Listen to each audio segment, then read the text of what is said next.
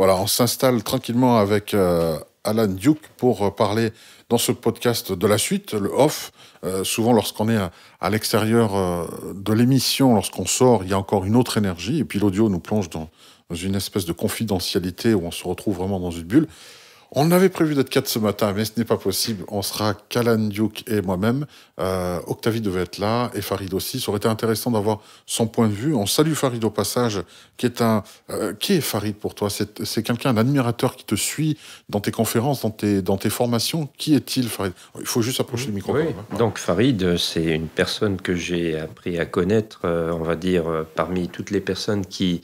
J'aime pas dire qui me suivent, parce que le mot suivre, derrière le mot suivre, on a aussi parfois des personnes qui suivent aveuglément.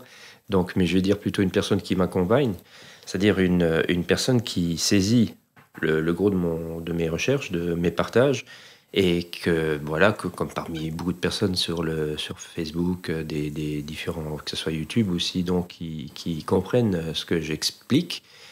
Et donc, comme j'étais dans la région, et puis qu'il y a eu un petit problème d'hébergement, puisque les hôtels ici dans la région sont complètement... Oui, par rapport aux intempéries, c'est vrai qu'il y a eu un tas de... Donc il m'avait dit, écoute, si tu as besoin de moi, tu es pas loin de chez moi, dis-moi si tu as besoin de moi. Le hasard a voulu que j'ai eu besoin de lui, et puis il m'a arrangé aussi un hébergement donc chez une amie, que je remercie d'ailleurs aussi, qui s'appelle Corinne. Et voilà, et donc le fait, et c'est ça aussi ce qui est génial avec les réseaux sociaux, ou bien quand on est une personne comme moi qui a la possibilité de faire des choses à droite à gauche, c'est de faire des rencontres, de sortir du virtuel et de rentrer dans le réel. Et donc, c'est la première fois qu'on s'est vu physiquement, mais on a eu déjà des échanges, bien sûr, par réseaux sociaux, des questions qu'ils m'ont posées. Et c'est quelqu'un qui est intéressé par ce que je fais, donc c'est à partir de là. Pour moi, c'est une personne voilà, que je respecte, déjà, et d'une, puisque je suis quand même conscient de l'importance aussi de ce que j'apporte, mais aussi la responsabilité des choses que j'apporte, parce que c'est pas tout de balancer des informations à droite à gauche. Il faut aussi avoir à un moment donné conscience de la responsabilité que l'on a quand on change peut-être la vie de certaines personnes sur certains sujets. Donc voilà, et puis voilà, c'est comme ça que ça s'est fait. Et puis voilà. Bon, du coup, tu as fait un heureux. On voyait ici vraiment, alors vous ne l'avez pas vu et vous n'entendrez pas malheureusement ce matin, mais il y avait une effervescence dont il ne se targuait pas, enfin, il ne se privait pas de le dire. C'est vrai, il est assez heureux d'avoir participé à l'émission, d'avoir vu comment c'est passé. Il était à l'arrière, on ne voyait pas, hors caméra, et il se régalait justement de t'écouter, il boit tes paroles. Pour autant, il est intéressé, mais pas pour autant groupie, comme tu dis. Hein. Tu laisses la liberté à chacun. Ça, c'est un point d'honneur sur lequel tu insistes. C'est-à-dire des personnes qui me comprennent, entre guillemets, mal, qui ont du mal à suivre éventuellement mes propos, quand ils voient la manière dont certaines personnes m'accompagnent, comme je viens de dire, donc pas qui me suivent, mais qui m'accompagnent, et il y a des mots qui tombent, du style gourou, des choses comme ça, alors que pour moi, il existe deux types de gourous. Parce que le mot gourou n'est pas forcément péjoratif. On a d'une part le gourou noir. Ça, c'est celui qui va faire en sorte, justement, pour avoir des groupies, des personnes qui te suivent d'une certaine manière aveuglément. Et puis, parfois, le gourou, il lâche un os, arrangé pour dire, je vous donne quelque chose, mais d'une manière très... voilà, on va pas non plus exagérer les choses. Donc, on reste quand même, on garde un certain pouvoir sur les personnes qui vont t'aduler et toutes ces choses-là. Et de l'autre côté, on a le gourou blanc, qui est celui justement qui a plein de connaissances, des informations qu'il a réussi à synthétiser, à rassembler. Et celui-là, lui, il donne en abondance. Parce que son but, c'est pas de se retrouver en haut d'une pyramide, mais c'est d'être autour d'une table ronde. Et là, à partir de là, le gourou blanc, c'est celui qui essaye aussi d'élever les personnes à un niveau de conscience plus élevé. Et ça, c'est pour moi, c'est ce que je représente. C'est-à-dire pour moi, c'est ce système pyramidal où on a tout en haut un gourou noir qui contrôle les autres, et de l'autre côté, le gourou blanc qui est autour d'une table ronde et qui met les personnes... Après, il est vrai que d'un point de vue... au niveau de conscience, la conscience n'est peut-être pas forcément la même, mais justement, le fait d'apporter ces informations d'une manière ludique, d'une manière simple, parce que chez moi, c'est pas... Il faut pas avoir un bac plus 20 pour comprendre ce que je dis. C'est accessible à tous. Voilà. À partir du moment où on marque l'intérêt, on montre un intérêt pour mes partages, et qu'on a aussi cette gymnastique intellectuelle pour comprendre les liens que je fais. Donc c'est vrai qu'on ne peut pas intégrer en l'espace de quelques jours 25 années de recherche et de découverte. C'est-à-dire quand je parle de découverte, quand je dis ça, c'est simplement pour dire que je viens avec des choses qui ne sont même pas sur le net. Et c'est là que ça devient vraiment dingue, quand je décode l'horloge le symbolisme d'une montre que nous pouvons porter au poignet ou bien une qui est accrochée au mur. Donc quand je décode l'horloge, et les personnes qui me suivent, justement qui me comprennent, après tant d'années, ils disent « Mais attends, c'est logique. Ce que tu es en train de montrer là, c'est comme si j'avais découvert quelque chose d'innovant, quelque chose qui vraiment n'est pas encore répandu sur le net. » Et à partir de là, les personnes qui saisissent, il n'y a que les personnes qui me suivent depuis un certain temps, qui m'accompagnent, qui comprennent, qui disent « Oui, c'est logique, c'est logique. » Et je rajoute, parce que moi-même, je découvre en même temps. C'est-à-dire, je ne suis pas né avec à la base, on est avec la connaissance en nous, mais c'est choses que je découvre, et le mot découvrir, il est très important, puisque ça veut dire retirer une couverture sur quelque chose qui est déjà là en nous. Donc c'est simplement après... Donc c'est une redécouverte finalement. C'est là, c'est-à-dire c'est là en chaque personne. Après c'est simplement qu'au lieu de se fier à son instinct, son côté créatif, parce que là il y a le côté vraiment artistique qui rentre en compte, donc d'oser refaire l'histoire, d'oser de faire des recherches d'une manière autodidacte comme ça, et de faire les bons liens si possible. Et là tout d'un coup on découvre des choses, donc on retire une couverture sur quelque chose qui était là, où les personnes qui te suivent, qui t'accompagnent depuis un certain temps, qui ont déjà saisi ce que tu avais découvert maintenant on parle de 25, donc, mais imaginons, j'ai des personnes encore qui sont là, qui ont lu mon premier livre. Donc et à partir de là, et là on est en 2007, donc ça fait quand même plus de 10 ans en arrière, et ces personnes, ils sont toujours là, pour certains, ils disent « Mais ce que tu dis, c'est encore plus pertinent ». Donc il y a vraiment toujours une valeur ajoutée d'année en année, parce que je reste quand même ce qui est dingue, c'est que je tombe toujours sur mes pattes comme un chat, parce que je peux te donner un exemple si tu veux. D'accord. Donc un exemple, à un moment donné, quand je décode l'horloge, quand j'explique le symbolisme d'une horloge, on est d'accord pour dire que sur la plupart des montres, des horloges, il y a 3 aiguilles. D'accord ? Donc il y a les secondes, les minutes et les heures. Et là, je pose 2 questions. Je dis aux personnes, pourquoi la tradition veut que l'horloger, une fois qu'il ait fini sa montre, donc son horloge, son œuvre, qu'il a créé ça, pourquoi la tradition, elle veut que l'horloge soit placée en position 10h10 ? D'accord, ça c'est de la tradition. Tu vas sur le net, tu vas marquer horloge, montre et tout ça, tu verras qu'à 90%, les montres nous indiquent 10h10. Bon, ça c'est la première question que je pose. Et la deuxième question, je dis aux personnes, pourquoi est-ce qu'il y a 3 aiguilles ? Donc, mais pour ça, il faut bien sûr avoir la vision holistique. C'est-à-dire que quand on comprend que le centre de l'horloge, c'est là où se trouve le trésor. Quand on entend le mot trésor, c'est la valeur 13 et l'or qui est caché. Puisque le but du jeu, c'est de se centrer. Et quand on entend le mot centrer, c'est sans trait. Il n'y a plus de trait. Donc il n'y a plus d'aiguille qui indique l'heure. C'est-à-dire le leurre de l'heure, l'espace-temps, qui nous dévore. Puisque la montre nous monstre, en vieux français montrer, donc la montre nous montre le monstre qui nous dévore. Et c'est vrai que Chronos, le dieu du temps, nous dévore. Avec les années qui passent, petit à petit, on vieillit, puis donc c'est un petit peu symboliquement, il nous dévore. Donc cette horloge, d'ailleurs, où se cache le trésor ? Le trésor se cache là où l'horloge. Quand on comprend que le 13e est au milieu, c'est le centre, alors on comprend aussi que les 12 qui sont autour, ça peut être d'une part les 12 chevaliers de la table ronde, Tout à fait, oui. Et comme par hasard, il y a certaines aiguilles qui sont symbolisées par une épée, Excalibur, d'accord, donc qui est plantée dans le rocher, c'est-à-dire au milieu, d'accord. Et puis donc on a les 12 chevaliers, mais on peut aussi parler du Christ, bien sûr, qui nous montre le chemin, la voie de quelque chose de particulier. Apôtres, oui. Et autour les 12, donc encore une fois, les 12 astropôtres, comme je les appelle. Donc en sachant bien sûr qu'il existe un 13e signe du zodiaque qui s'appelle le serpentaire. Voilà. Mais alors, il y a des personnes qui me disent « Oui, mais alors, mes calculs astrologiques sont faux puisqu'il existe un 13e. » Je dis « Non, laisse les 12 comme ils sont et comprends que là, on est dans une autre lecture. On n'est plus du tout dans une lecture astrologique, mais on est dans une lecture symbolique. Donc, automatiquement, les 12, on garde les 12 signes du zodiaque et le 13e représente le trésor, c'est-à-dire la synthèse des 12. Donc là, on est vraiment dans une approche purement symbolique. Et donc, je reviens maintenant avec mes histoires de 10h10 et les 3 aiguilles. Alors, je dis aux personnes, pourquoi 10h10 ? Alors, j'entends des choses, ça part dans tous les sens. La position des mains sur le volant quand on roule en voiture. Conduire, oui. Voilà. C'est souvent ça. Donc, c'est souvent ce que j'entends, etc. Après, il y a des personnes qui viennent avec quelque chose de beaucoup plus intéressant. Ils disent, mais quand tu prends 10h10 et tu prends une aiguille qui descendrait vers 6h, ça fait la lettre Y. Et là, ça devient déjà plus intéressant, parce que la lettre Y représente l'androgyne. le symbolisme de l'androgyne. Et donc, je dis tout simplement, mais restez logique, restez dans l'idée de ce que je vous ai apporté, toutes les informations que j'apporte lors d'un Wake Up Day, donc restez toujours là-dessus, et regardez tout simplement, vous avez les 12 apôtres, et donc qui c'est qui est en position de 10h10 sur la croix? Le Christ. Parce que souvent, il est pas vraiment, il n'est pas droit sur la croix. C'est pas un T, oui, c'est vrai. Il est plutôt relâché. Voilà, oui. il est relâché, et donc il va former la lettre Y, et il est en position 10h10. Alors les gens, ils disent, ah oui, c'est vrai, ça peut être ça et tout. Et alors, et puis les 3 aiguilles, alors les gens, ils cherchent aussi, ils cherchent. Je dis, restez logique. Tous les grands secrets ésotériques se trouvent dans la simple, ici, t'es. Ici, tu es. Donc simple, ici, tu es. Restez simple. On a dit que c'est le Christ. Il est cloué avec combien de clous? 3. 3. Voilà, donc ce sont les 3 aiguilles qui représentent les 3 clous.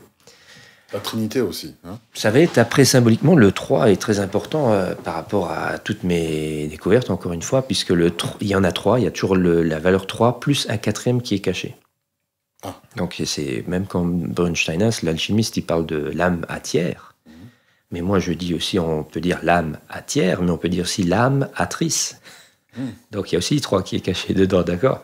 Mais ces 3, ce trio, on va dire le tiercé gagnant, une fois qu'ils sont alignés, ils montrent la voie vers le 4e, qui est caché d'une certaine manière. Comme le baudrier d'Orion, si tu connais la constellation d'Orion, elle nous montre donc cette ceinture d'Orion, il y a 3 étoiles qui vont en direction d'une 4e qui est Sirius. Donc c'est toujours pour nous indiquer que derrière le 3, il y a encore un 4e caché derrière. Et donc ce trio gagnant, donc ce tiercé gagnant, parce que c'est pour ça que je te disais, je retombe toujours comme un chat sur ses pattes, je leur dis, mais vous savez aussi donc ces 3 clous, ces 3 aiguilles justement qui représentent l'espace-temps, donc c'est-à-dire on est dans les secondes, les minutes et tout ça. Et je viens alors avec une image de dingue, quand je fais mon Wake Up Day et tout ça, je leur montre une boisson énergisante qui s'appelle Monster. Et puis là déjà il y a marqué la publicité de Monster, c'est Unleash the Beast, il faut libérer la bête. Et là c'est intéressant de voir dans le logo de cette marque Monstre, il y a, voilà, mais il y a aussi de la lettre O avec une croix à l'intérieur. D'accord? Donc c'est comme si on nous montrait déjà encore une fois cette horloge, donc ce cercle avec la croix, puisque les 4 valeurs principales, c'est le 12, le 3, le 6 et le 9. Même Tesla a dit un jour, si vous voulez connaître les secrets du monde, de notre monde, donc il faut comprendre la valeur 3, 6 et 9. Alors, on a déjà le 3e heure, le 6e, la 9e, et après il y en a qui vont dire, mais le 12, je dis, mais en numérologie, 12, ça donne encore une fois 3. Donc, si tu comprends le 3, 6, le 9, tu vas comprendre notre monde dans lequel nous vivons. Et donc, Monstre, il y a ce cercle avec cette croix. Et comme tu viens de me montrer, comme ça, il y a aussi 3 griffes. C'est-à-dire dans cette boîte de boissons énergisantes à base de taurine, donc où il faut libérer la bête, on voit 3 griffes. C'est comme si un vélociraptor, avec ses 3 griffes, il aurait griffé dedans. Mais je dis aux personnes, mais ce que vous voyez là, ce ne sont pas des griffes. C'est une lettre hébraïque. C'est le Wav, le fameux Wav. Donc la 6e lettre hébraïque, qui est donc la lettre VW dans notre ABC, on va dire classique. Donc, là, chez les Hébreux, donc c'est la 6e lettre qui s'appelle le Wav. Mais si je prends une griffe égale une fois Wav, plus une 2e griffe qui fait encore un fois, ça fait Wav, Wav, Wav. Ou bien quand tu tapes bien sûr toutes tes adresses internet, tu vas faire VVV pour entrer dans 3W. Mais comme c'est en 6e position, ça fait 666. Voilà. Et alors, il y en a qui vont dire, ah oui, c'est rigolo, c'est bizarre et tout ça. Et je rajoute encore une couche. Parce que, comme je dis, le chat, il retombe sur ses pattes. Et je dis, vous savez que derrière chaque lettre hébraïque, il existe un symbole caché. Un symbole secret. Donc, par exemple, le tête, la lettre tête, des Hébreux, c'est un cobra, un serpent, etc. Donc, pour chaque lettre hébraïque, on a un symbole caché. Bon, on va voir maintenant le symbole caché de la lettre Wav. Comme par hasard, c'est 3 clous. D'accord. Donc, j'étais parti sur le fait d'expliquer aux gens pourquoi est-ce qu'il y a 3 aiguilles, parce que ça représente les 3 clous.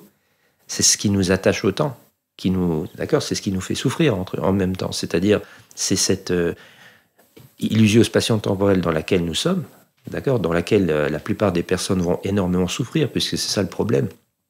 L'ego, notre personnalité a besoin de 3 espaces-temps pour exister. J'étais ça, c'est mon histoire. Je suis maintenant en train de vivre le présent que la plupart des personnes Ils passent à côté, mais ils passent à côté, oui, puisqu'ils sont tout le temps dans le passé ou dans le futur. À côté de leur pompe. Exactement. Ou bien ils sont déjà dans les projections futures, au lieu de vivre pleinement cet instant qui est le plus important. Et là, donc, automatiquement, la légende du Christ, qui est une légende alchimique, donc qui explique qu'il faut mourir à quelque chose pour renaître à quelque chose de nouveau. Et là, donc, on comprend à un moment donné que ma façon de communiquer, ça demande une sorte de gymnastique intellectuelle, où on fait des liens qui peuvent paraître hasardeux, mais moi, quand j'ai fini, je retombe sur mes 3 clous. Donc, je me dis comment ça se fait que je reviens sur ces 3 clous. Donc, ça peut pas être un hasard, tout ça. C'est comme si, à un moment donné, j'avais trouvé l'algorithme, le bon algorithme, et là, après, avec des symboles, tu arrives en même temps à expliquer les choses d'une manière ludique, amusante, parce que j'aime bien déconner quand je fais mes journées et tout ça. Donc, de montrer aussi en image tout ça, puisqu'il y a plein de choses à comprendre. Bon, on a compris le message. C'est vrai qu'il y a beaucoup de choses à dire sur un objet du quotidien que tout le monde connaît, qui se paraît anodin. La montre, effectivement, on voit déjà jusqu'où tu as pu aller. Et je pense que là, c'est un résumé, parce que je pense que ça va beaucoup plus loin dans les explications. Tu en parles dans ton livre, Alchemia, actuellement, de ce décodage de l'horloge, par exemple? J'ai pris une partie. Parce qu'en même temps, comme c'est... Même pour moi, c'est une découverte tellement importante qui n'est pas complète, finie. Donc, j'ai simplement mis la première partie, une première partie assez importante. Mais après, le peaufinement, les détails, dans les détails, parce que je pourrais écrire un bouquin rien que sur ce décodage de l'horloge, tellement ça va très très loin. Donc, de la même manière, sur les premiers ouvrages que tu as écrits, déjà, on rappelle, ils sont au nombre de combien avant Alchemia? J'en ai... Alchemia, c'est le 5e. Donc, 5e. Déjà 4 ouvrages. Dans les 4 ouvrages, tu expliques à chaque fois, tu améliores, et tu es un peu comme... on va dire les spiritueux qui sont comme le bon vin, tu te bonifies avec le temps. C'est un peu ça. Bon, ça fait un petit peu. Heureusement que c'est toi qui le dis, mais c'est vrai qu'avec le temps, je vais pas dire avec le temps tout s'en va. Là, c'est plutôt tout s'amplifie. C'est-à-dire, c'est comme je l'avais expliqué dans le live d'hier, c'est un puzzle. Et ce puzzle, d'année en année, il se peaufine. L'image devient de plus en plus claire. Je relie toutes les choses ensemble. Il y a quelque chose de... Après, c'est aussi le fait d'avoir cette gymnastique, on va dire, c'est la méthode comparative. C'est-à-dire, à partir du moment où tu pars de l'idée que bien loin dans l'histoire, c'est-à-dire notre histoire commune, qui nous a été cachée, l'histoire des Kémites.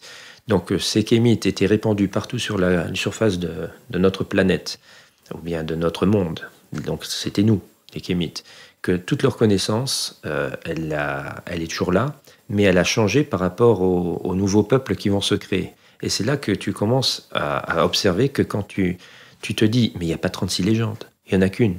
C'est simplement qu'elle varie un petit peu. Et donc cette méthode comparative, c'est quelque chose que... Après tout ça, je l'ai fait inconsciemment, d'une certaine manière. C'est-à-dire qu'à partir du moment où tu sais que tu as affaire toujours à la même légende, par exemple, tu vas prendre la légende de Persée, des Grecs. Donc la légende, c'est un héros qui va sauver une princesse qui est normalement censée être sacrifiée à une sorte de créature apocalyptique qui sort de l'océan.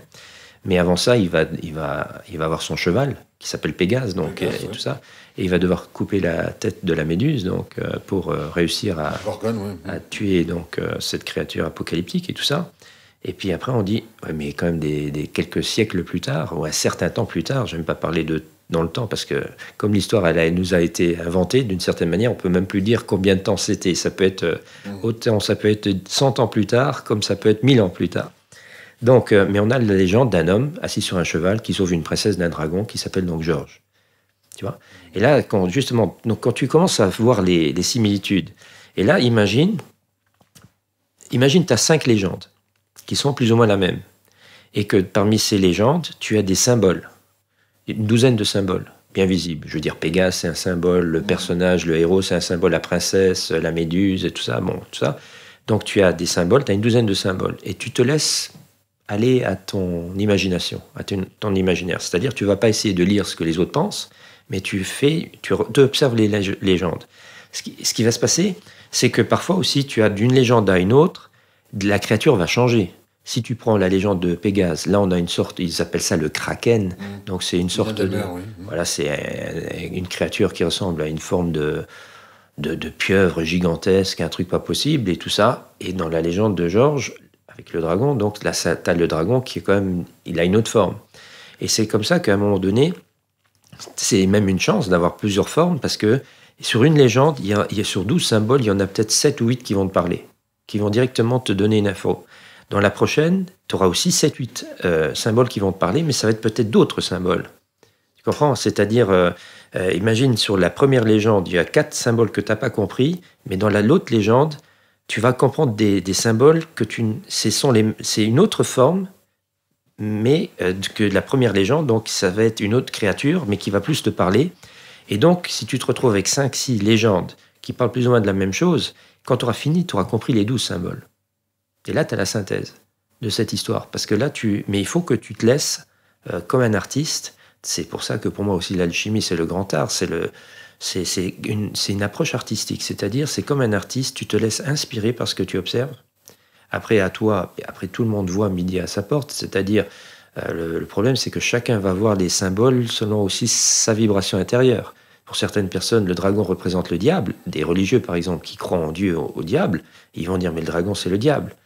Mais une personne qui est plus dans l'ésotérisme, dans l'approche métaphysique, des choses comme ça, ben lui va voir surtout une créature hybride qui représente les 4 éléments et qui est le gardien d'un trésor, etc. Donc il aura tout à fait une vision de cette créature. Il y a autant de visions que d'esprits qui regardent, qui analysent. Exactement.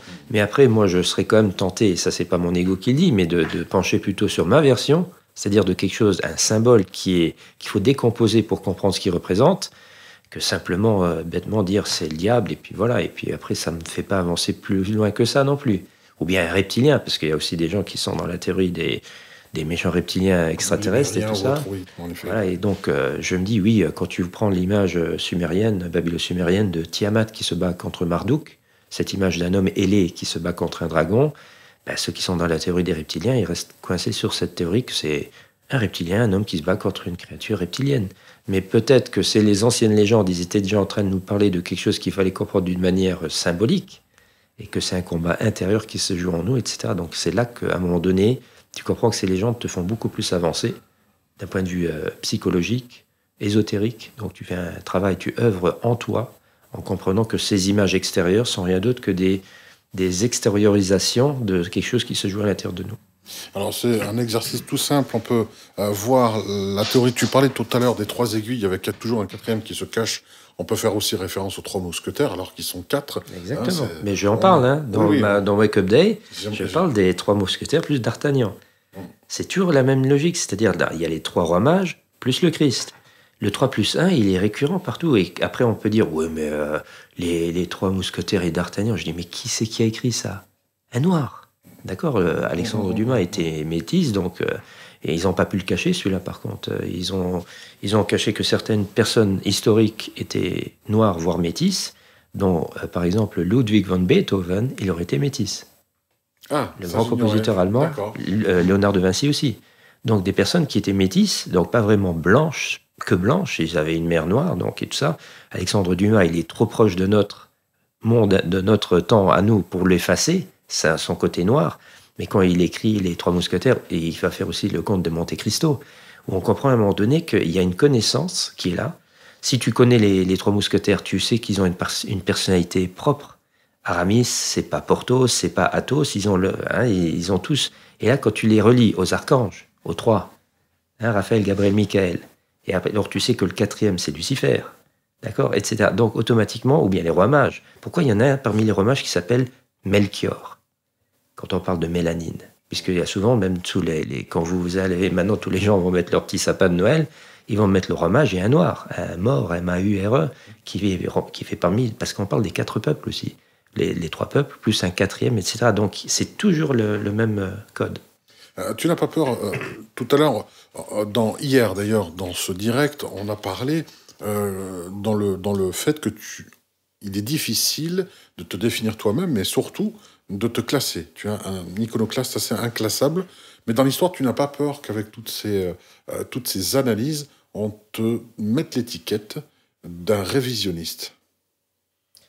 Parce que tu revisites à chaque fois. Ben oui. Une relecture de ce que l'on vit. Oui, mais écoute, moi je suis, de toute manière, je suis aussi dans la conspiration. Pour moi, c'est même pas une conspiration, c'est une constatation que nous sommes manipulés par certaines élites. Donc pour moi, c'est effronté pour des personnes qui ont un certain degré d'intellect de dire nous sommes des conspirationnistes. C'est pas nous les conspirationnistes. Il y a bien une cabale secrète qui œuvre contre nous. Et c'est pas moi qui lis, c'est David Rockefeller. D'accord, dans son propre livre Memories, à la page, je sais plus si c'est 405 ou 406, où il dit, écoute bien la phrase, hein, certaines personnes prétendent que moi et ma famille, donc les Rockefeller, faisons partie d'une cabale secrète, œuvrant contre les meilleurs intérêts des États-Unis, me caractérisant moi ainsi que les autres en tant qu'internationaliste, voulant créer une monnaie unique, etc. Donc monnaie unique, monde unique. Et après il dit derrière, si cela sont les accusations qui sont portées à mon égard, je l'avoue et j'en suis fier. Wow. Voilà. Donc, je fais partie d'une cabale secrète œuvrant contre les intérêts. Les aveux en bonne et due forme. Il le dit dans son propre livre. Je l'avoue et j'en suis fier. Je fais partie d'une cabale secrète parce qu'il dit certaines personnes prétendent que je fais partie. Et après, à la fin, il dit je l'avoue et j'en suis fier. Donc, il n'y a pas besoin de croire en Alan Dukes qui dit. Il faut croire en David Rockefeller. Bon, aujourd'hui, il n'est plus là. Et c'est dommage parce que là, on savait qui était là. Le problème, c'est que quand les vieux, là, les Zbigniew Brzezinski, un conseiller historique de tous les présidents américains, Zbigniew Brzezinski, tu dis ce nom-là, les gens ils te regardent, c'est qui Zbigniew Brzezinski? Ben tu vois, je dis, là, il y a des pantins qui s'appellent Jimmy Carter, Ronald Reagan, Bill Clinton et Bush et compagnie. Bon, quoique le père Bush, lui, c'est déjà aussi une pièce très importante, le père Bush.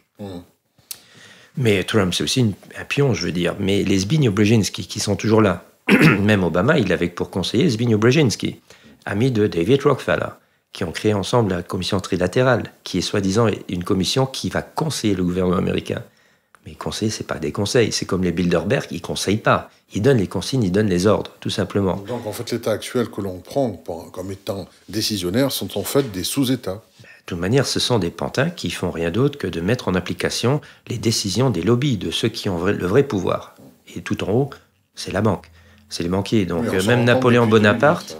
Même Napoléon Bonaparte, il disait déjà à son époque, qui pour moi c'est un agent barbe à papa, puisque moi j'utilise plus le terme Illuminati, je les appelle les barbes à papa. Parce que le barbe à papa, c'est une créature qui prend n'importe quelle forme et on ne sait pas où ils sont réellement. C'est tout gentil d'ailleurs. Et puis ça fait croire que c'est gentil, bien sûr. Mais en fait, c'est le côté aussi de prendre une forme particulière. C'est-à-dire que ceux qui contrôlent vraiment le monde, on ne peut pas les montrer du doigt, puisqu'ils sont... Après, quand on utilise des mots comme Rothschild, Rockefeller et je sais pas... On peut dire, oui, c'est eux. Mais je dis, oui, mais t'es pas sûr qu'il y en a encore d'autres qui, justement, on ne les voit pas, ceux-là. C'est-à-dire, eux sont déjà des gros pions, hein, même comme dans un échiquier. Tu sais bien qu'il y a des pièces sacrifiables plus rapidement, les pions. Et après, il y en a d'autres qui ont aussi encore... ils ont une plus grande importance. Tu vas pas forcément directement, je vais dire, sacrifier un cavalier ou bien une tour. Tu les gardes, ceux-là. Tu essaies de les garder pour faire ton jeu. Donc, ceux-là, ils représentent plutôt des tours, des cavaliers ou bien comment on les appelle, les fous. Donc, et après, tu as le roi et la reine, et tu sais même que la reine, c'est la pièce la plus importante, c'est celle qui a le plus de puissance sur le jeu. Donc, et là, on comprend encore une fois que tout se joue dans le côté invisible. Puisque le symbolisme du féminin, c'est la coupe, et le symbolisme du masculin, c'est le phallus, c'est-à-dire c'est la pyramide. Donc, la coupe, c'est la pyramide inversée, tronquée.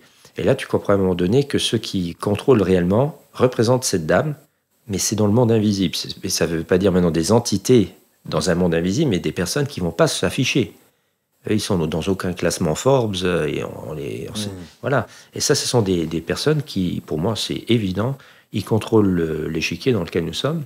Ils jouent sur nous, sur nos faiblesses, toujours les mêmes, c'est-à-dire des faiblesses psychologiques, notre façon de fonctionner, on va dire aussi nos points faibles qui sont ces 7 péchés capitaux. Tu as seulement besoin de comprendre un petit peu ça et tu vois sur quoi tu vas pouvoir appuyer pour contrôler les personnes que nous sommes, etc. Donc, à partir du moment où tu entends... J'étais avec Napoléon, j'ai expliqué donc Napoléon à son époque, qui était pour moi un agent barbe à papa. Donc, Napoléon, il disait déjà, dites-vous bien que celui qui tend la main aura toujours moins à dire que celui qui met dans la main. Parce que ce grand empereur, soi-disant Napoléon, si les Rothschild ne lui donnaient pas de l'argent, il faisait aucune guerre. On est d'accord, je veux dire, il faut la logistique, il faut quand même un financement pour pouvoir envoyer après les jeunes Français au casse-pipe, donc la chair à canon.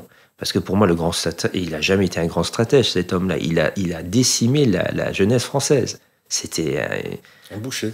Quand tu regardes un petit peu les résultats qu'il a eus, il faisait la guerre à tout le monde, l'Autriche, les Anglais, la Russie. Quand il a fait sa campagne russe, ils sont partis, si je ne me trompe pas, à 300 000, ils sont rentrés péniblement à 15 000. Tu vois, donc après, on s'étonne que... On nous dit après qu'à cette époque-là, l'espérance de vie, elle n'était pas très élevée. Ben, je dis, je veux, si tu calcules ça avec, je veux dire. Il faut l'inclure dans l'équation, on va dire. Voilà, mais là, tu comprends à un moment donné que ces personnages-là qui sont mis en place, ce sont des personnes avec des égos surdimensionnés, où tu sais de toute manière que tu vas pouvoir les utiliser, toute la famille même d'ailleurs, puisque c'est pas seulement lui, il y a aussi toute sa famille qui est encore... il y a même des frères à Napoléon qui sont retrouvés même, il faut savoir, à la Chambre des députés américaine.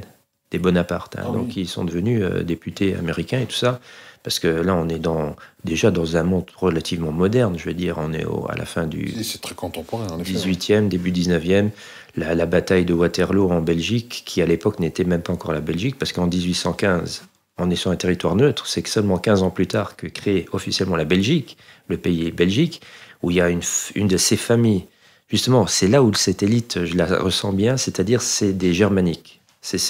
Ils ont un très très grand pouvoir.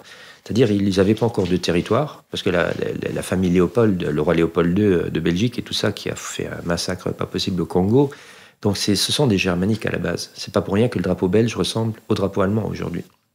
Sauf dans un autre sens, d'accord ?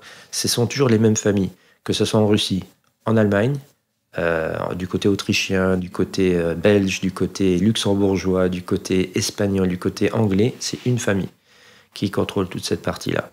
Et donc, comme je parlais de la guerre de Waterloo, on voit des petits bonhommes bleus qui viennent de France, qui viennent sur un territoire neutre, des petits bonhommes rouges qui viennent d'Angleterre, le bleu et le rouge, faites un choix, qui vont s'entretuer sur un champ de bataille. Résultat, 15 000 morts, plus ou moins, c'était ça, les Français ont pris la raclée, encore une fois, mais les premiers à avoir eu l'information que c'était les Français qui avaient perdu, c'était des financiers Rothschild.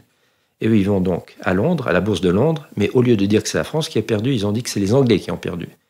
Et là, les actions anglaises, ils ont chuté, ils ont tout pris, ils ont tout racheté, et quand la vérité est venue que c'était en fait les Anglais qui avaient gagné, toutes ces actions, ils avaient pris X de valeur en plus. Voilà, et là, on comprend, voilà, exactement. Et là, on comprend que les guerres, c'est toujours la même chose. C'est seulement une question de fric. Donc, pour qu'eux, ils puissent s'enrichir, et après, avec cet argent, qu'est-ce qu'ils font ? Ils rachètent tout. Et on devient, et petit à petit, on rentre dans un monde privatisé. D'accord ? Donc, puisque tout ce qui est soi-disant un bien public, un domaine public et tout ça qui appartient au peuple, mais si c'est privatisé, non, c'est plus au peuple, ça appartient à des groupes privés. Et là, on voit des films comme, par exemple, V pour Vendetta. Tu as le t-shirt, voilà. V pour Vendetta, donc on est dans un monde privé. Si tu te rappelles de ce film-là, qui est quand même vraiment un des films très importants. Exactement, oui. Et puis, ce personnage avec ce masque qu'on va après utiliser pour faire Anonymous, donc, mais ce film, il faut le voir, pour comprendre un petit peu aussi, peut-être ce qui nous pend au nez, déjà et d'une. Donc, c'est pas des films de fiction, c'est aussi des films d'anticipation. Oui, il y a un peu comme Idiocratie aussi, qui est sorti en 2004 ou 2005, qui est pas mal, assez vulgaire, mais on y va vers tout doucement. Quand tu as des Macron présidents et des Trump, on est dans le monde Idiocratie. Il n'y a pas de photo. Je veux dire, après, film qu'on peut conseiller à voir. Un idiot utile, bien sûr, mais ça reste quand même tu te dis, quand tu as affaire à des gens comme Trump qui deviennent présidents, ou bien le fils Bush, là, quand George Bush était président, tu dis, mais attends, ce gars-là, il a juste assez de neurones pour jouer au American Football, parce que je crois que c'était ça son truc, ou bien c'était le baseball. Bon, je ne sais plus maintenant si c'était... Parce qu'en Amérique, c'est où t'es American Football, ou bien t'es dans le baseball. Et donc, c'était ça. Donc, mais comme c'est le fils à papa, et le papa, c'est pour ça que j'ai expliqué que le père Bush, lui, il a eu quand même... une stature particulière. Beaucoup plus intéressante, parce que c'est quand même un des cofondateurs de la CIA, aussi un fameux Skull and Bones, les Skull and Bones, donc cette fraternité dans la Yale University, qui forment l'élite politique américaine. Voilà, donc c'est les fameux Skull and Bones. Et c'est intéressant pourquoi je parlais de cette branche germanique, parce que les Skull and Bones, la devise des Skull and Bones, c'est une devise en allemand. D'accord ? Donc tu dis, pourquoi est-ce que sur le territoire américain, tu as une fraternité des étudiants dans une université qui forme l'élite politique, pourquoi est-ce qu'eux, ils ont une citation en allemand ? D'accord ? Parce que ce sont des germaniques. Et les Bush, en allemand, aussi bien en anglais qu'en allemand, le mot bush, ça veut dire buisson. Donc ce sont des familles germaniques.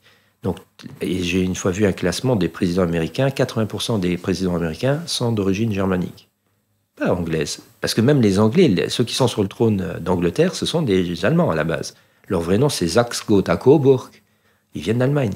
Et quand quand il y a eu la Première Guerre mondiale, ça faisait un petit peu tâche de voir des Anglais qui se battaient contre des Allemands, et la famille qui était sur le trône d'Angleterre s'appelait Saxe-Gotha-Coburg. Et c'est là qu'ils vont prendre le nom Windsor, pour se la jouer un petit peu, ils vont se la jouer un petit peu plus british, d'accord, mais en fait, ce sont des germaniques. Et là, tu vois qu'on a affaire toujours à cette famille, ces fameux Kaiser. En allemand, en français, on dit Kaiser, mais en réalité, c'est Kaiser en allemand. Et un Kaiser, c'est la même chose qu'un César. Et entre le Kaiser et le César, il y a le Khazar.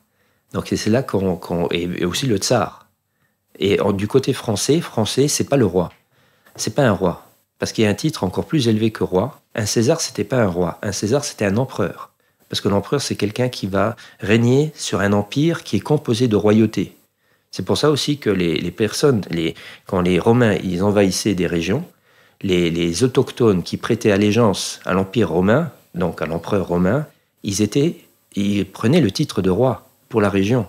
Et plus tard, ça va être le pape qui va faire la même chose, puisque le pape, c'est rien d'autre qu'un César, un Pontifex Maximus. C'est là que tu comprends que ce que faisait l'empereur, c'est-à-dire le César, il donnait une certaine autorité à un autochtone d'avoir le titre de roi, de porter le titre de roi pour sa région, mais qui devait servir l'Empire romain.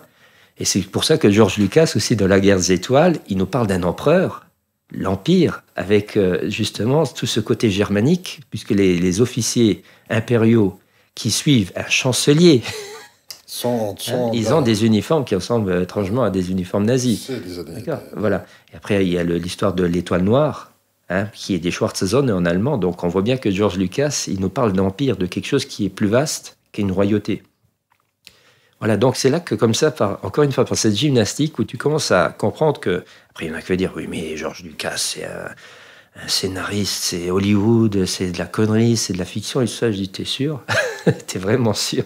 Moi, je suis... Beaucoup plus intelligent que ça. Ça va très très loin, c'est-à-dire le monde du cinéma. Et puis combien même, on en parlait hier, il y a aussi de l'inspiration. Il y a des personnes qui n'ont pas forcément étudié l'histoire, mais les artistes, dans leur rêve, l'inspiration, d'où vient-elle? D'une intelligence supérieure qui est justement communiquée par canalisation directe auprès des créateurs pour donc ouvrir les consciences aussi de manière évidemment cachée par le symbolisme. Ça, tu en parles aussi. Et tu vas en parler aussi dans ton second livre qui va suivre après Alchemia, où tu vas axer plutôt sur l'histoire d'Hollywood, mais sous un autre angle de vue, où on va voir, on va dire, l'aspect plus réel que l'imaginaire. Tu fais une allégorie justement par rapport à l'image, l'imaginaire, et derrière il y a aussi le mage, la magie. La magie, l'image, c'est un peu un rébut dans cette histoire. Tu vas décoder tout ça et montrer les dessous de cette industrie cinématographique qui a conquis le monde, mais sur lequel on ne se doute même pas une seconde qu'il y a beaucoup plus de vérité que la fiction qu'on nous montre. Là, on est dans la fiction qui dépasse la réalité. Moi, ce que j'ai compris par rapport à Hollywood, c'est, comme je l'avais dit encore hier, c'est la continuité d'une méthode de transmission de connaissances. Donc, à la Renaissance, c'était un tableau bourré de symboles, donc il n'y avait rien au hasard, même les formes géométriques. Si on prend maintenant la géométrie du tableau, ça indique déjà des informations, les couleurs qui sont utilisées, les choses visibles dans ce tableau, donc que ce soit une fleur, que ce soit n'importe quoi, ça veut dire quelque chose de précis. Et après, c'est comme une sorte de... Tu disais un rébus, ben oui, c'est ça. À partir du moment où je décompose le tableau, et après je fais la lecture de chaque élément, là j'ai comme une phrase, quelque chose qui va me indiquer quelque chose de précis. Après, on a la littérature qui est bourrée d'informations. Je veux dire, avant qu'on rentre dans le monde du cinéma et de la BD, parce que la BD, on est déjà entre la littérature et le cinéma, puisqu'il y a déjà des images aussi. Donc, mais dans la littérature ancienne, je veux dire au 19e, on a des grands auteurs voilà, de fiction aussi, les Bram Stoker, les Mary Shelley, les Lewis Carroll qui écrit Alice au Pays des Merveilles, H.P. Lovecraft, etc. Donc il y a des tonnes d'auteurs qui viennent avec des soi-disant récits de science-fiction fantastiques, alors qu'en réalité c'est des francs-maçons, des personnes qui ont des connaissances ésotériques et qui nous balancent tout, ils nous mettent tout devant le nez. Mais après, il faut savoir l'interpréter, il faut connaître les codes, il faut comprendre les couleurs, il faut comprendre Et après, c'est toujours, comme j'avais dit avant, une question d'interprétation. Chacun voit selon sa vibration intérieure. Si je suis dans la haine, dans la peur, je vais voir la haine et la peur. Si je suis dans quelque chose de neutre, j'aurai peut-être un message qui est beaucoup plus éclairant que simplement voilà ce qui vit en moi. Et donc Hollywood, une fois que Hollywood est créé, donc les frères Lumière qui vont créer le cinématographe, et que le magicien Georges Méliès va commencer aussi à s'intéresser à cette création-là. Donc il s'est dit, je vais pouvoir faire de la magie, là, je vais me disparaître et je vais me transformer en diable et tout ça. Donc là, on rentre dans le monde du cinéma, et puis on va dire que la région la plus connue du cinéma, c'est Hollywood. Donc à Los Angeles, on a ce fameux Hollywood, et moi j'ai trouvé drôle, quand tu décomposes ce mot Hollywood, ça ne veut pas dire du bois sacré, mais ça veut dire bois de houx. Parce qu'il y a 2 L à Holly. Il y aurait un seul L, c'était holy, holy, et ça veut dire saint. Quelque chose de saint, de sacré. Alors que si maintenant je rajoute un 2e L, ça donne du houx, H-O-U-X. Et là, on a affaire à un bois, donc quelque chose qui a un lien avec des druides païens. Donc là, dans la tradition celtique. Exactement. Là, on est chez les druides, qu'on peut appeler aussi les mages. Parce que si tu prends panoramique, c'est un druide, mais c'est aussi un mage. Et derrière le mot mage, il y a bien sûr le mot magicien. Alors il y en a qui vont dire, il fait sortir un lapin d'un chapeau, quoi. Je dis non, on n'est pas en train de parler de manipulateurs, de personnes qui te font croire tout et n'importe quoi. Le magicien, c'est celui qui a les connaissances des lois de l'électromagnétisme, d'accord? Et là, on comprend automatiquement que quand on parle de magie, parce que des autres mots pour magicien, druide, ça va être sorcier ou chaman. Et quand on utilise le mot sorcier, on peut parler de magie blanche et de magie noire. Mais dans le magnétisme, on va parler du plus et du moins. Donc on est tout simplement dans des lois physiques de l'électromagnétisme, qui est apparemment l'énergie de notre monde. C'est l'énergie la plus importante. Tout est basé sur l'électromagnétisme. Et donc, je me dis, c'est quand même troublant de s'imaginer que quand ils ont donné un nom, une appellation à ce monde de l'image, de la magie de l'image, pourquoi ils l'ont appelé Hollywood? Et c'est comme ça qu'à un moment donné, une question, on appelait une autre et une autre et une autre. Donc tu as tiré le fil de la pelote de laine pour démêler tout ça. Exactement. Et là, après, à un moment donné, tu comprends que c'est leur nouveau moyen de transmission, de connaissances ésotériques, hermétiques. Dans ces informations, tu as aussi bien des contre-vérités et des vérités. Mais quand tu vas voir un film, il n'y a pas marqué « Attention, ce que vous allez voir là, c'est la vérité ». Et dans un autre film, attention, ce que vous allez voir là, on est en train de vous manipuler pour vous maintenir dans un endormissement. C'est à nous, après, d'avoir assez de jugeote, de discernement, pour savoir reconnaître où est-ce qu'il y a une information réelle, c'est-à-dire quelque chose de très important d'un point de vue ésotérique, et là où il y a vraiment une manipulation pour nous maintenir dans une illusion. Et là, je donne l'exemple très con. Quand tu prends les films de cow-boys, les méchants, c'était les Indiens, et les bons, c'était les Blancs, je veux dire les cow-boys, d'accord? On a inversé la vapeur, oui. Alors qu'en réalité, une personne qui est un petit peu intelligente, il se dit, non, attends, ces gens, c'est des gens qui vivent sur leur territoire, on leur a retiré leurs biens en étant... Les vrais Américains étaient les Indiens, et tout ça, et puis qu'ils veulent défendre leur territoire, c'est tout à fait légitime. Je veux dire, c'est comme si demain, je venais chez toi, et puis je disais, à partir d'aujourd'hui, cette pièce, c'est la mienne. Et puis quelques mois plus tard, cette deuxième pièce est aussi à moi. Et tout ça, à un moment donné, tu vas dire, maintenant tu dégages, ou bien ça va. Tu vois, c'est ça, à un moment donné, tu vois bien que ça, c'était la façon pour faire croire quelque chose au peuple. Donc c'était les victimes, c'était les Blancs, et puis les méchants, c'était les Indiens. Après, bien sûr, les westerns, ils ont changé, où ils ont rétabli l'histoire réelle. Il y a d'autres films des westerns. Il y a quand même eu une tentative de réécrire une vérité. Mais ça, c'est après, on va dire, c'est peut-être anecdotique. Après, on va retrouver le même phénomène dans Avatar. C'est les Indiens et les cow-boys, d'une certaine manière. Mais pour moi, ça va être quelque chose de gros comme un camion, on va dire, cette histoire-là. Mais après, quand tu prends des films comme, par exemple, Autant n'emporte le vent. Donc, c'est quand même une super production. Pour l'époque, il faut s'imaginer que c'était un film avec un budget faramineux pour l'époque, avec Clark Gable et tout ça. Donc, en fond de cette histoire, il y avait la guerre de sécession, donc en Amérique. Et pourquoi je parle d'Autant n'emporte le vent, c'est que quand on regarde la situation du peuple noir dans ce film, c'est que des esclaves ou des serviteurs.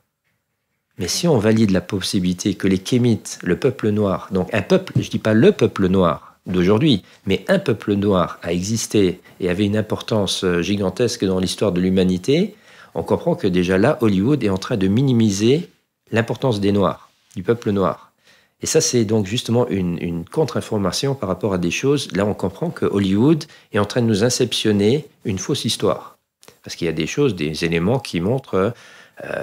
je connais un gars qui vit à Montréal. Il est physicien, il travaille dans un laboratoire, dans une université. Il a quand même un bac plus 15 en sciences. Donc, c'est vraiment un gars très, très intelligent, calé. Il est originaire du Congo, mais il est né au Japon. Et il a vécu toute son enfance au Japon, donc il parle couramment 9 langues, d'accord, dont le japonais. C'est pas rien. Et ce gars-là, il l'a déjà trouvé drôle, parce que comme il connaissait aussi des dialectes qui viennent d'Afrique, il connaissait le swahili, des langues vraiment typiques de là-bas, il trouvait drôle qu'il y avait des mots japonais qui sonnaient comme des mots africains. Donc ça, c'est déjà quelque chose qui était troublant pour lui. Ensuite, il y a aussi une montagne au Japon, il n'y a pas que le Fujiyama, il y a aussi un mont Kongo. Et le mot Congo, c'est un mot typiquement africain. Ça veut dire dompteur de léopard. Et donc, quand il est parti du Japon, pour aller après, parce que dans son histoire, il se retrouve aujourd'hui à Montréal, donc il est dans son université, il fait donc il continue sa formation et tout ça, dans les séances et tout ça. Mais à ses heures perdues, mais on va dire plutôt ses heures gagnées, il descend aux États-Unis. Et là, il découvre dans des archives américaines des traces de professeurs qui enseignaient la médecine au 19e siècle. Donc, aux alentours de 1880, 1870, des professeurs noirs qui enseignent la médecine. Et là, tu dis, mais ça colle pas avec Hollywood. D'accord ? Parce qu'à cette même époque, ce sont des esclaves ou des serviteurs. Mais à aucun moment, on va nous parler d'un professeur de médecine. Donc, toute cette noblesse, on va dire, d'hommes de couleur a été totalement écartée. Et c'est là que tu te dis, est-ce que l'histoire ne serait pas complètement effacée, c'est-à-dire bidonnée ? Même Michael Jackson, dans une de ses dernières interventions, où il a été filmé, il a dit que les livres d'histoire, c'est qu'un amas de mensonges. Et Michael était initié, il savait des choses. Bien sûr, il ne le sait pas dès son plus jeune âge. Progressivement, il va commencer à rentrer dans des sphères de connaissances. Donc, d'accord, on voit bien même dans ses clips, quand il fait le clip où il incarne un magicien, justement, il fait the time. Oui, il dit « Do you remember the time ?» Et lui, il est un magicien. Il est devant le pharaon et la reine d'Égypte, qui sont incarnés par des acteurs noirs. Donc Eddie Murphy d'un côté, Imam qui représente une top modèle noire. Et lui, il est un magicien, il fait des tours de magie devant eux. Et donc ce clip, il a été tourné par Spike Lee, un réalisateur noir aussi américain, et ils nous mettent des pharaons noirs. Pas des métis ou des blancs. Mais quand on revient sur Hollywood, qu'est-ce qu'ils nous montrent comme pharaon à Hollywood ? Yul Brynner pour incarner Ramsès. Et plus blanc que Yul Brynner, je veux dire, il était vraiment blanc ce gars-là, il n'était pas du tout noir. Donc pourquoi est-ce qu'Hollywood nous met devant le nez un pharaon blanc ? Parce que les gens, une fois qu'on comprend aussi le processus du cinéma, c'est-à-dire que ta conscience se met dans un état hypnotique. C'est-à-dire c'est un phénomène naturel qui se fait, donc tu te mets dans la salle, tu t'assois. Aussi longtemps que la lumière est allumée, tu es dans ta réalité, c'est-à-dire dans la salle, mais dès que la lumière s'éteint et que l'écran s'allume, ta conscience ne fait plus la différence entre la réalité dans la salle et celle qui est projetée. Donc automatiquement, ta réalité, ton présent, ça devient ce que tu observes dans l'écran. Et si maintenant on te met dans la tête ces images, cette magie de l'image, tu es programmé. Donc les personnes ont vu Ramsès. Il était blanc. À aucun moment il était noir. D'accord ? Donc, et c'est comme ça, parce qu'ils disent, mais j'ai vu Ramsès, j'ai vu Moïse. Mais Moïse, il n'a jamais existé, Moïse. C'est la version sémite d'un dieu kémite qui s'appelle Amon-Ré. D'accord ? Quand tu t'intéresses au symbolisme du dieu Amon-Ré et tu regardes comment est symbolisé Moïse avec ses tables de loi dans les bras, il a toujours des tables de loi, mais à 80%, tu vois Moïse avec des cornes sur la tête. Tu dis, mais c'est quoi ces cornes ? Pourquoi on lui a mis des cornes ? Ben parce que le dieu Amon-Ré, il a sur la tête des choses qui ressemblent à des cornes aussi, et qui ressemblent à des tables de loi.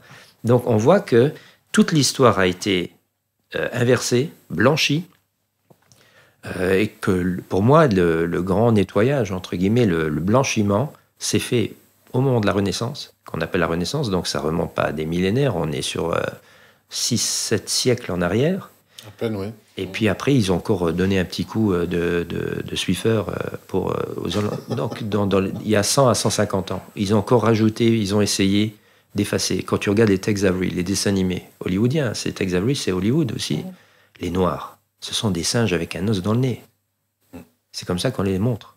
Alors que quand tu sais que le mot amour qui est le plus beau mot français de la littérature française. Amour, hein, tout le monde parle d'amour, l'amour, l'amour. D'où vient le mot amour? On va dire, bah oui, ça vient du grec, du latin, donc amor, amor. Je dis, oui, mais d'où vient le grec et le latin? Ah, là, il n'y a plus personne pour donner une réponse. Mais quand tu sais que du côté kémite, africain, il y a le mot amahuru, et c'est de là que vient le mot amour, là, tu te poses aussi une question, comment c'est possible qu'un mot très important du français provienne du peuple noir? Si maintenant on reste dans la logique que nous sommes les civilisateurs de ces peuples primitifs, de ces primates qu'on représente sous forme de singes avec un os dans le nez, et qu'on comprend que les mots que nous avons, que nous employons dans nos mots de tous les jours, comme je t'avais dit, ce Congolais, ce gars qui est au Japon, qui entend que dans le japonais, il y a des mots qui ont les mêmes consonances, parce que c'est au niveau des syllabes qu'on reconnaît les mots. Donc de se dire, il y a quelque chose qui cloche. Et c'est comme ça qu'à un moment donné, tu commences à voir, quand tu dis révisionniste, bien sûr, ben tu dis, mais il faut tout revoir. Il faut vraiment, si tu n'es pas autonome, autodidacte, que tu essayes de par ton imaginaire aussi, de retrouver cette vérité qu'on nous cache, ben c'est clair que dans les livres, il n'y a plus rien. Les livres Nathan, ils ont, hein, entre autres, hein, donc, voilà. On a bien connu ça. Voilà, donc, et puis tout ça, c'est ce où il y a marqué l'histoire, tout ça, mais qui dit que c'est la vérité? Et c'est là, à un moment donné, où il faut se poser plein de questions, et puis bon, voilà. Je crois que c'est une belle conclusion à ce podcast pour voir, et on va rappeler quand même l'origine de cette méconnaissance, on va dire, hein, tu l'as dit hier soir dans le podcast, c'est avant tout de la paresse. L'ignorance vient avant tout et en premier, et là je suis tout à fait d'accord avec toi, par la paresse. On voit bien que dès qu'il faut travailler un tout petit peu, il n'y a pas grand monde. Donc dans l'histoire, tes Wake Up Days, c'est un peu ce qui se passe. Il faut quand même un petit peu travailler, mais pas tant que ça. On le rappelle encore, c'est ouvert à toute personne. Il n'y a pas besoin d'avoir eu Bac plus 42 pour participer à tes séminaires, que ce soit le chat de 4 jours ou le Wake Up Days qui dure une journée. Tout le monde est le bienvenu et il n'y a pas de prérequis. Hein. C'est important de le rappeler. Je dirais même que même les personnes qui ont moins de connaissances vont plus facilement comprendre parce qu'ils n'ont pas besoin de défaire pour construire. Il n'y a pas de conditionnement. Parce que souvent, il y a des personnes qui sont justement ils ont des connaissances historiques officielles. Et donc, quand moi je viens avec mes histoires à moi, ils disent « Mais qu'est-ce que tu racontes? C'est écrit dans aucun livre d'histoire. » Je dis « Mais c'est normal. » Même les conquistadors ont tout fait pour détruire les anciens codex du côté maya, aztèque, parce qu'il y avait encore justement des informations qui relataient probablement la vraie histoire, que eux-mêmes étaient la continuité des kémites. Donc on comprend à un moment donné que ces personnes qui viennent, qui sont bourrées de connaissances, ben ceux-là déjà, il faut qu'ils me fassent confiance, qu'ils se laissent, qu'ils disent, bon, maintenant je vais un petit peu mettre de côté mes acquis. Même, je ne sais plus si c'était Anatole France ou je ne sais pas qui avait dit un jour que pour accéder aux Descartes, c'est Descartes qui avait dit, pour accéder à la vérité, il faut une fois rebraser toutes ces cartes et de recommencer un nouveau jeu, c'est-à-dire de redéfinir complètement les choses. Donc, et c'est vrai que des personnes qui viennent parfois qui ont moins de connaissances, ben, ils sont ouvertes. Ils sont comme des enfants, ils écoutent et puis ils comprennent les liens. Ils disent, mais oui, c'est logique, voyons, de voir les choses comme ça. Après, moi, je force rien non plus. C'est-à-dire, c'est pas comme si je voulais convaincre les gens. J'apporte mes informations. Comme je dis encore une fois, c'est quand même plus de 20 ans. On est sur 25 années. Parce que si on reprend même le cinéma, j'ai commencé à m'informer à 14 ans, plus ou moins. C'est-à-dire, quand j'ai vraiment commencé à m'intéresser au cinéma, inconsciemment, je prenais déjà de l'information, puisque là-dedans, il y a plein de vérités aussi cachées. Mais c'est simplement plus tard, quand je me remémore de certains films que j'ai vus, comme par exemple Le Magicien d'Oz, que j'ai revu plus tard en tant qu'adulte, Magicien d'Oz, qui est bourré de symboles. Après, c'est un film d'enfant. Mais il y a la lecture pour les enfants et il y a les lectures pour les initiés. Il faut lire entre les lignes. Et, voilà. Et là, à un moment donné, tu lis le livre, j'allais dire, parce que c'est un livre à la base, qui devient un film. Et là, tu dis, ah oui, merde, j'avais zappé ça à l'époque, je ne pouvais pas encore le comprendre. Et là, les personnes qui ont une approche, une ouverture d'esprit, c'est la seule chose qui est demandée. Une ouverture d'esprit, une facilité d'assimiler aussi l'information, c'est gymnastique. C'est pour ça souvent que les personnes cartésiennes ont plus de mal que les artistes. Les artistes, ils ont beaucoup plus de facilité, parce que pour eux, c'est logique. Parce qu'ils arrivent à faire les liens aussi. Voilà, projetalpha.com si vous voulez en savoir plus sur Alan Duke et puis savoir où est-ce qu'il se présente pour ses Wake Up Days, où sont ses conférences, ses formations et comment le contacter aussi, pourquoi pas organiser, on a dit hier, on l'a Si vous êtes un groupe à la douzaine, vous pouvez organiser justement un Wake-up Days ou pourquoi pas aussi un séminaire de chaque an. On rappelle qu'il dure 4 jours. C'est 4 jours, oui. 4 jours pour rentrer dans l'immersion et dans la tête d'Alan Duke qui vous donnera justement une tête bien pleine à la sortie du chat pour que vous puissiez avoir, je le dis toujours encore et encore, je le répète, vous apprendre le discernement. Le vrai cette fois, et pas celui que vous donne l'Éducation nationale, qui est assez faussé.